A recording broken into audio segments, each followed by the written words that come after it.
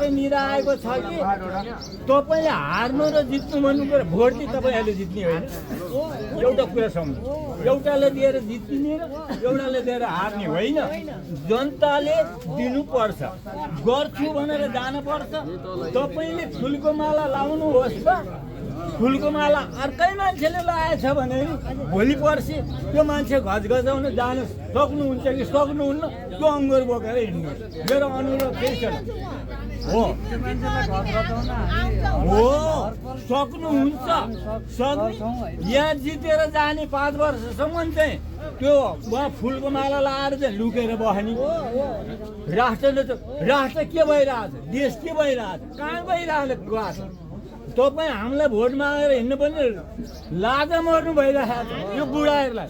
आज अनुहार फेरेर आउने रे। म 16 वर्ष तपाईँहरूले गराउन सक्नुहुन्छ? हुन्छ 16 वर्ष बुढोहरूले गाई कटा जसरी ओकेर त्यहाँ गएर तपाईँहरू भजगाउन हार्नुहोस्। भोट चाहिँ जित्ने होइन।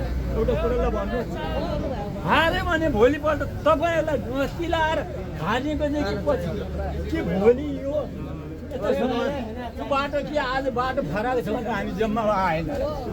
भोलि चुनावको भोलिपल्ट यो बाटो सबैलाई चाहिँदैन। त्यो बाटो लगाएर तपाईँहरू घचघचाएर जान सक्नुहुन्छ। नमस्कार नत्र भनेदेखि के हुन्छ? हो मेरो त्यो गल्ती छ, गल्ती छ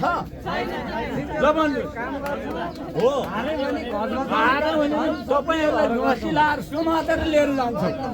ल मेरो अनुरोध हो, जानुहोस्। भोट त माग्नु पाउनुहुन्छ, तर दिए माग्ने त हो। मसला खाने अहिले दिनसम्म आज के भइरहेछ देश। भोलिपल्ट भोट एउटालाई हाल्ने।